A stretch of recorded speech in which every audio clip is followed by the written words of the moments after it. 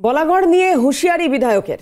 বলাগড় বাঁচাও দুষ্কৃতি হটাও জনজাগরণ আন্দোলন দলকে দুদিন সময় দিচ্ছি, দল উপযুক্ত ব্যবস্থা না নিলে 17 অঞ্চলে পদযাত্রা। থানার সামনে, বিডিও অফিসের সামনে বিক্ষোভ করার হুঁশিয়ারি সোশ্যাল মিডিয়ায় পোস্ট বিধায়ক মনোরঞ্জন ব্যাপারীর।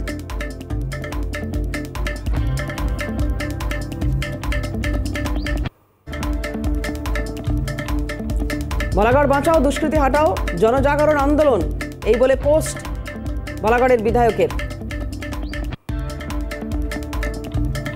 রাজা শাহ আমাদের প্রতিনিধি রয়েছেন টেলিফোনে। রাজা, মনোরঞ্জন ব্যাপারীর ক্ষোভ প্রশমনে দল যে কোনো ব্যবস্থা করছে না তার পোস্ট থেকেই স্পষ্ট। লোকসভা নির্বাচনের আগে যেখানে মমতা বন্দ্যোপাধ্যায় জেলাভিত্তিক বৈঠকগুলো শুরু করছেন, সেখানে একটি জেলার একটি বিধানসভা কেন্দ্রের একজন বিধায়কের ক্ষোভ প্রশমন করার প্রয়োজন দল কেন অনুভব করছে না?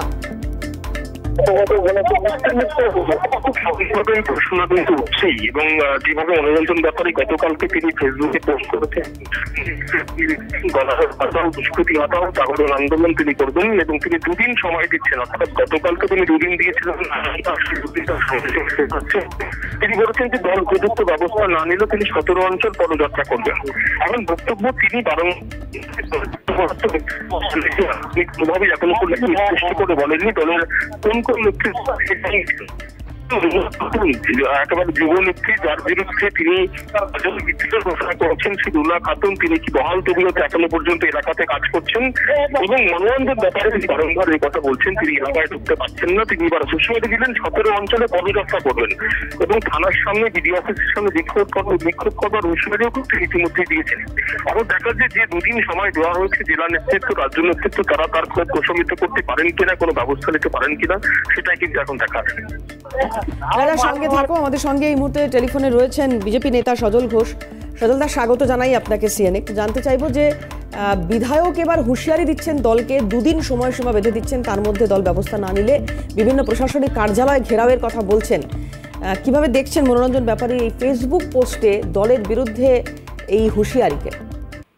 দেখুন, মনোরঞ্জন বাবু ভদ্রলোক, চোর নয়। মনোরঞ্জন বাবু শিক্ষিত মানুষ, হ্যাঁ, কিন্তু মনোরঞ্জন বাবুর এইটা বোঝা উচিত যে তৃণমূলে থেকে চোর, গুন্ডা, বদমাস, দুষ্কৃতী এদের বিরুদ্ধে লড়াই করাটা সোনার পাথর বাটির মতন গল্প।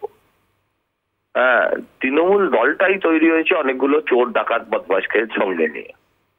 অনেক দলই চোর একটা থাকে, দুষ্কৃতী 2-1জন থাকে, কিন্তু সব দুষ্কৃতীদের নিয়ে যে দলটা তৈরি হয় তার নাম তৃণমূল।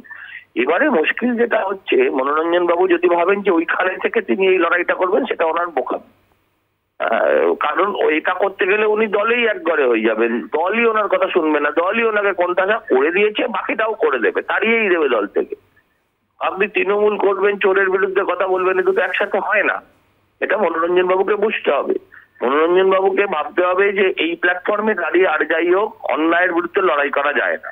অন্যায়ের বিরুদ্ধে লড়াই করতে গেলে তাকে ভারতীয় জনতা পার্টির পতাকা নিতে হবে।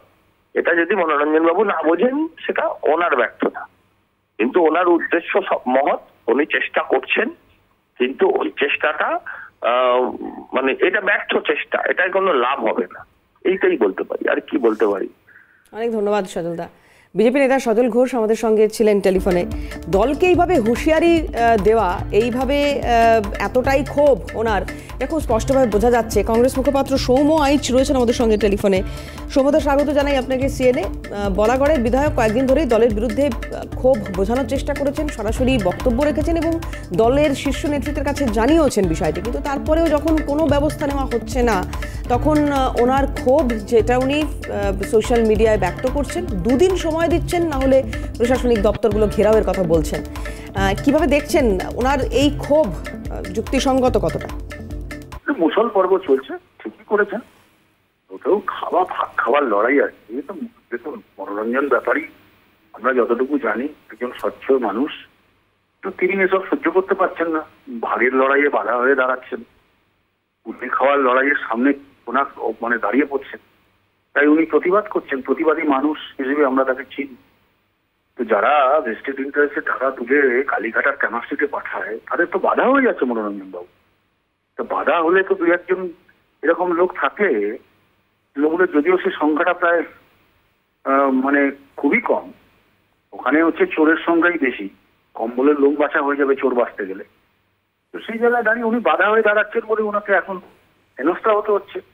আর যেহেতু তৃণমূল কংগ্রেসটা এখন করে খাওয়ার জায়গা, সেখানে এই লড়াইটা এখন মুসল পর্ব চলবে। দিদিকে এখন এই ঘর ভাঙাটা দেখতে হবে।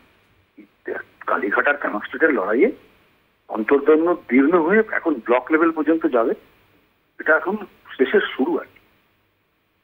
অনেক ধন্যবাদ সৌমদা আপনাকে। সৌম আইচ কংগ্রেস মুখপাত্র আমাদের সঙ্গে ছিলেন। বলাগড় নিয়ে হুঁশিয়ারি দিচ্ছেন বিধায়ক মনোরঞ্জন ব্যাপারী। দীর্ঘদিন ধরে দলের বিরুদ্ধে ক্ষোভ প্রকাশ করছেন তিনি। এবার বলাগড় বাঁচাও, দুষ্কৃতী হাটাও, বলাগড় বাঁচাও এই স্লোগান তুলছেন এবং ফেসবুক বা সোশ্যাল মিডিয়ায় তার এই পোস্ট দলকে হুঁশিয়ারি দিচ্ছেন তিনি।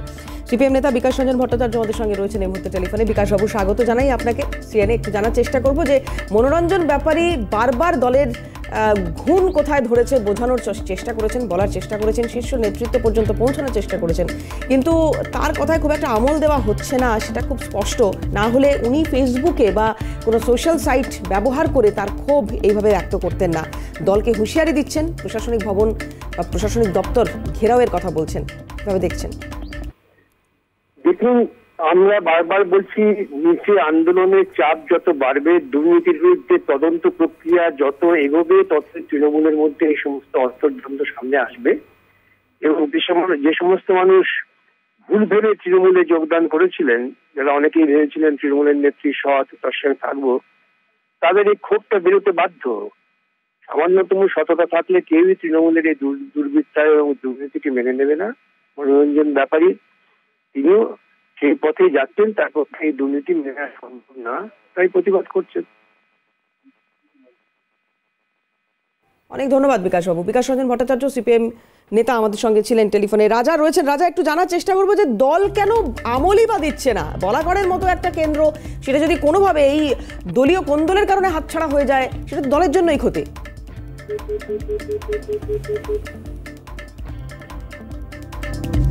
সম্ভবত যোগাযোগ বিচ্ছিন্ন হয়ে গিয়েছে। রাজা সাহা আমাদের সঙ্গে ছিলেন টেলিফোনে।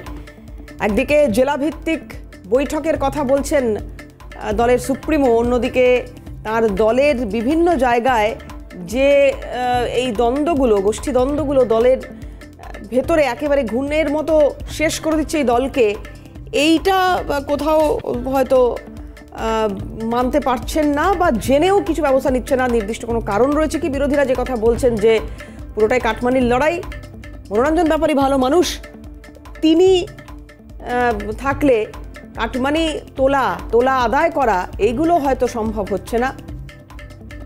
সে কারণে মনোরঞ্জন ব্যাপারীর এই অভিযোগগুলোকে বা তার ক্ষোভকে খুব একটা গুরুত্ব হয়তো দিতে চাইছে না এখানে শাসক দল। সোশ্যাল মিডিয়ায় যে পোস্ট করেছেন মনোরঞ্জন ব্যাপারী, সরাসরি হুঁশিয়ারি দিচ্ছেন বিধায়ক যে দুদিন দলকে সময় দিচ্ছি, তার মধ্যে যদি এই ব্যবস্থাগুলো না নেওয়া যায় তাহলে প্রশাসনিক দপ্তরগুলো ঘেরাও করার কথা উনি বলছেন। বলাগড় বাঁচাও, দুষ্কৃতী হাটাও এই স্লোগান তুলছেন উনি সোশ্যাল মিডিয়ায়। বিভিন্ন জায়গায় পদযাত্রা করার কথা বলছেন, 17টি জায়গায় পদযাত্রা করার কথা বলছেন, থানার সামনে, বিডিও অফিসের সামনে, এইগুলো ঘেরাও করে তার আন্দোলন, তার মত এগুলো ব্যক্ত করবেন।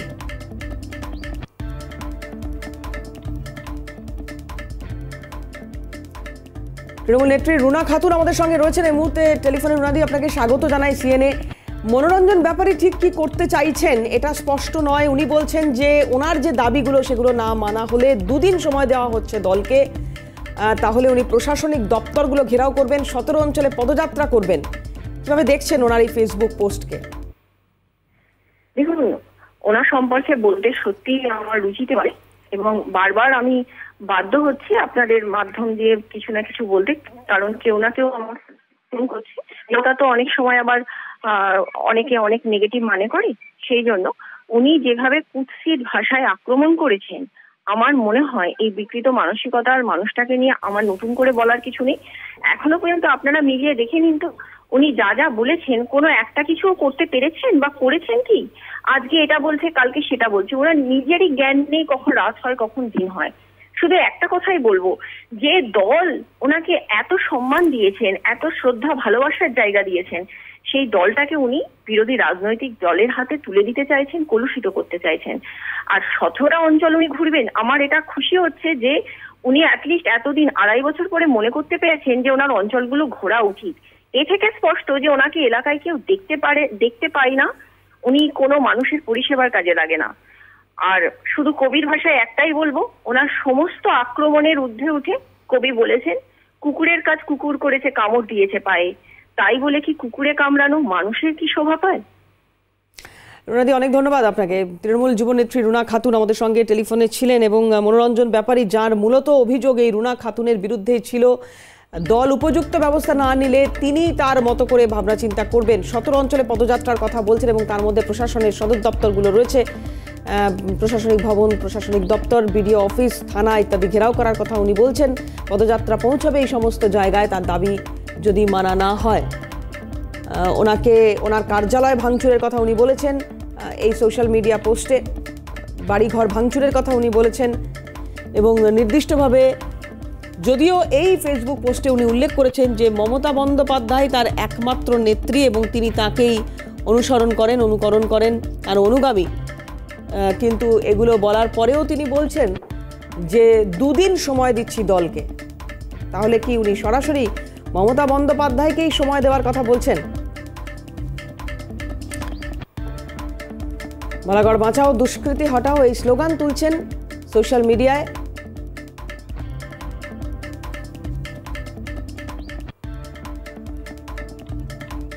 মনোরঞ্জন ব্যাপারীর সঙ্গে আমরা যোগাযোগ করেছিলাম টেলিফোনে, উনি এক্ষুনি এই বিষয়ে মুখ খুলতে চাইছেন না। জেলা নেতৃত্বের মিটিং, এই বৈঠকের পরেই তারপরে হয়তো মুখ খুলবেন উনি।